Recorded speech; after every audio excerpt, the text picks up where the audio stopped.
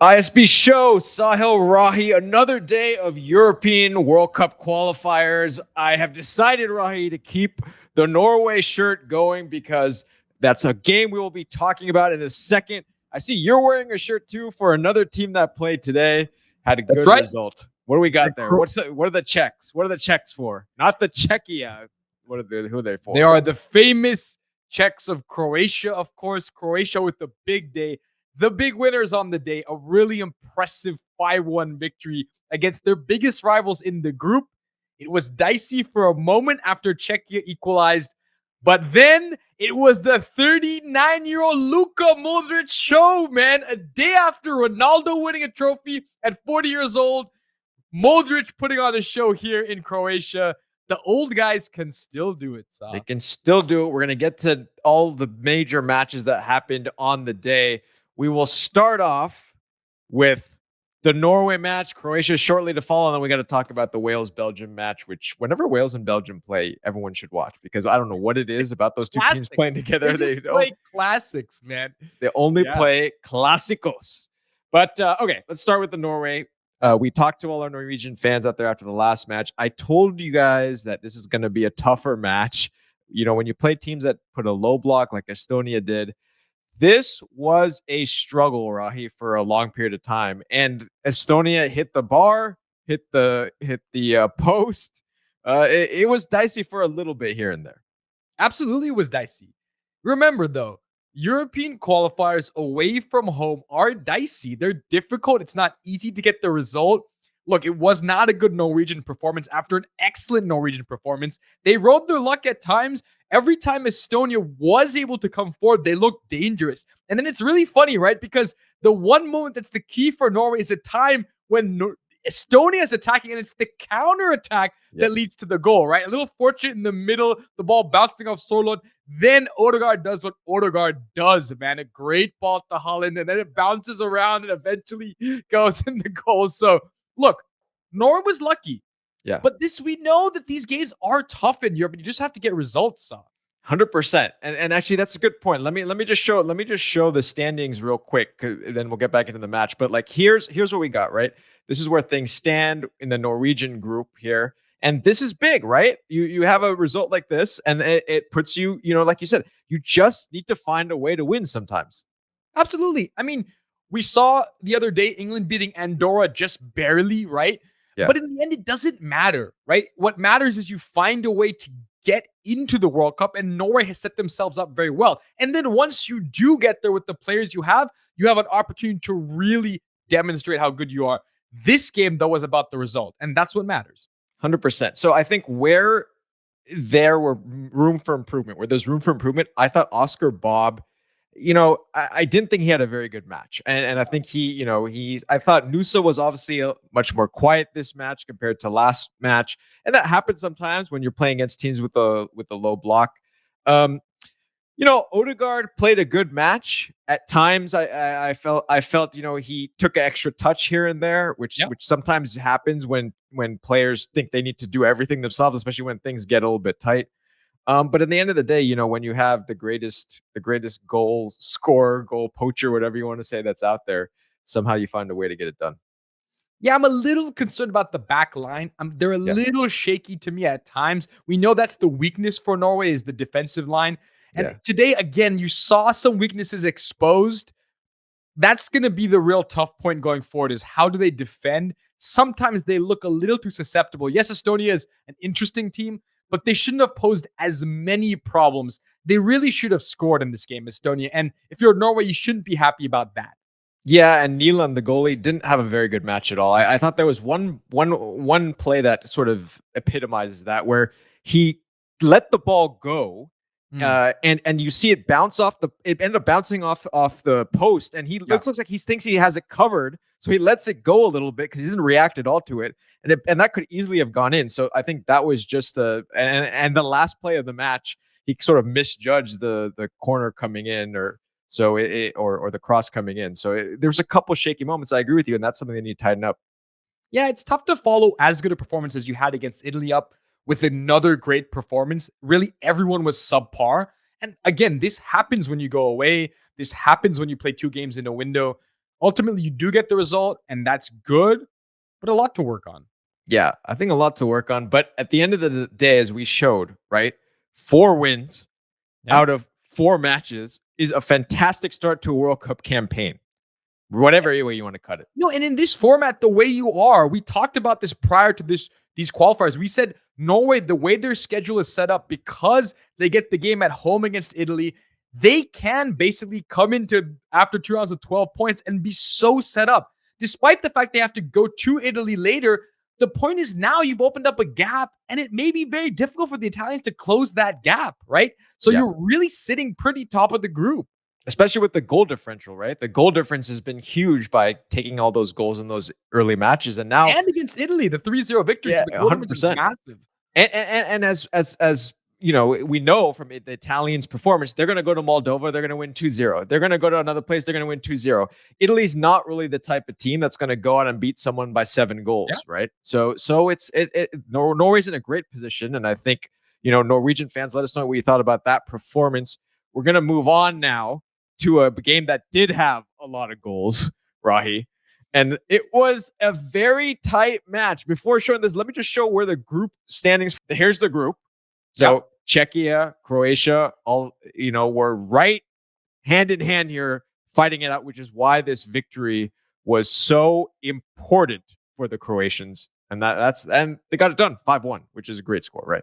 Yeah, you said tight match, and it's funny because it was up until the 60th minute or so, right? Because Croatia takes the lead, then the Czechs equalize, and so then you're worried. And if you're a Croatian and you see Luka step up to take that penalty at 1-1, you're a little nervous, right? Because it's a pressure-filled moment, big conversion there, and then it was only really one way after that. The Croatians, once they get confident, really, it's very difficult to defend them. You remember the way they rolled over the Canadians in the World Cup.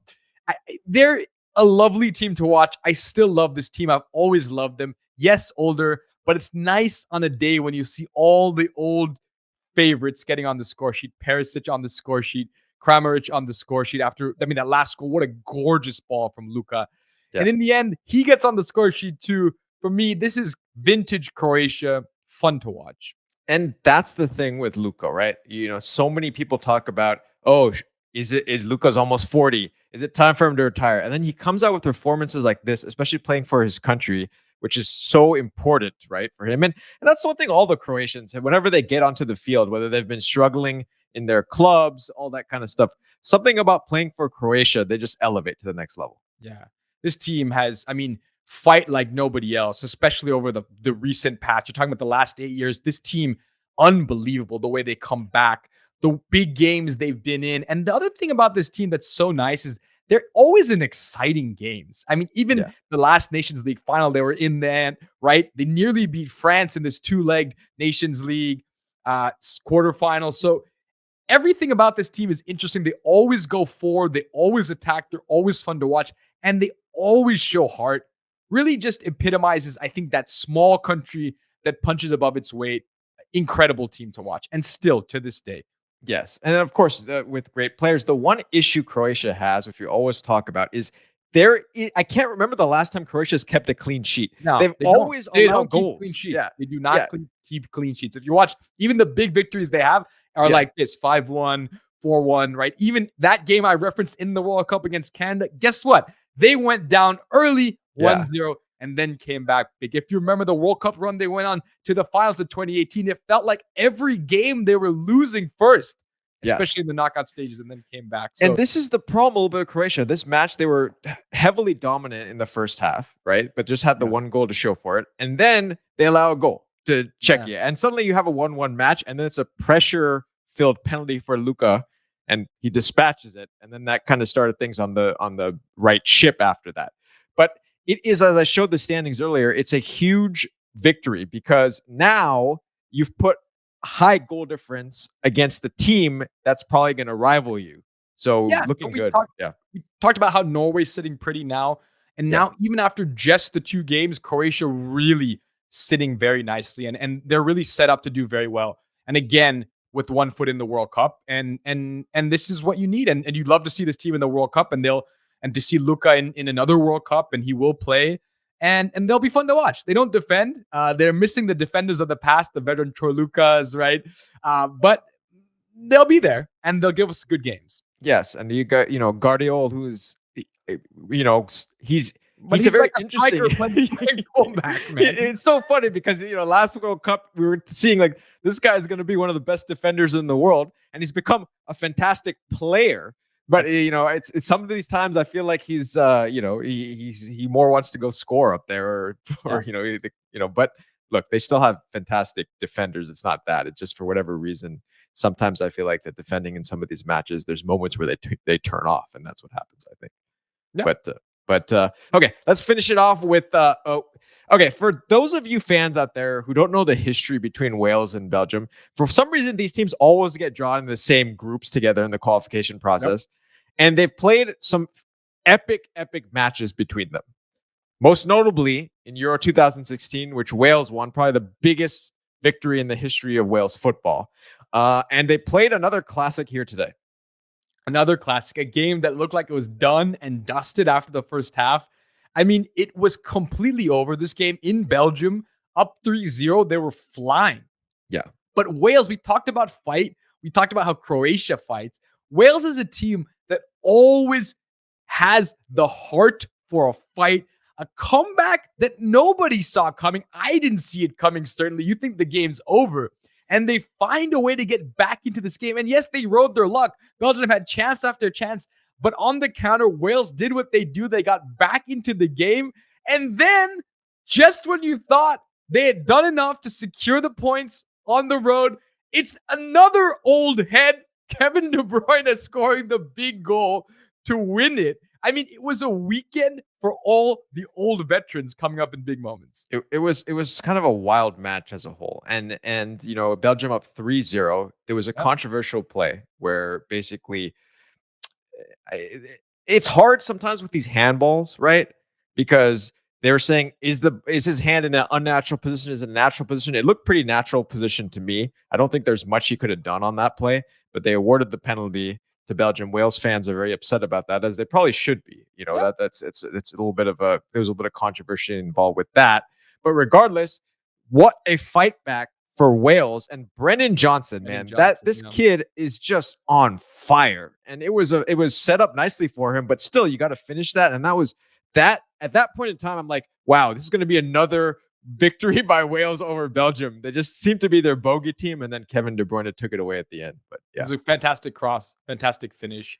Yeah. I mean, yes, Wales, Brennan Johnson is a player, and the way they came back in this game is incredible. But you have to say, on the day, the chances Belgium create, in the end, they're probably, I mean, you don't want to say deserve, but I understand why they won the game, right? But you have to give real credit to Wales for coming back the way they did. Yeah, I mean, look, Wales, you're again, as we showed earlier, the standings, right? Wales is still in this 100%, and it's going to come down to the game against Kazakhstan, going to come down to the game against Macedonia, and probably the home match against Belgium in Cardiff. So a lot to play for. But again, if you play like this, if Brennan Johnson does what he did against Kazakhstan, against North Macedonia, then you should be looking at a chance in the playoffs, right? Yes, 100%. So a lot to play for. A fascinating day of European football, a European World Cup qualifiers, and I think, Rahi, any thoughts before we finish off here? Because we don't get to see this again, beyond the matches that are happening, tomorrow. But beyond that, we don't see this again for a while. So, I mean, it's just so fun, right? European football is back in a big way. We had the Champions League that's over, and finally we got into these internationals, and you thought, maybe some people thought there'd be a lull, but wow, what these qualifiers and this Nations League gave us incredible game after incredible game to remind you that when these guys put on their national team jerseys is when it's a different level of spirit.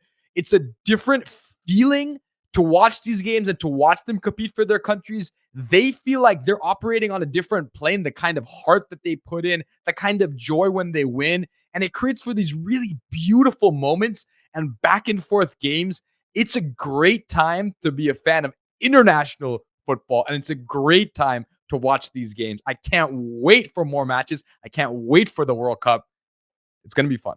Yes, and we will be back covering all that and covering the teams as they go from now until we get to see them again down the line. So for all of you enjoying these videos, please subscribe to the channel. And as we always say, keep watching the beautiful game.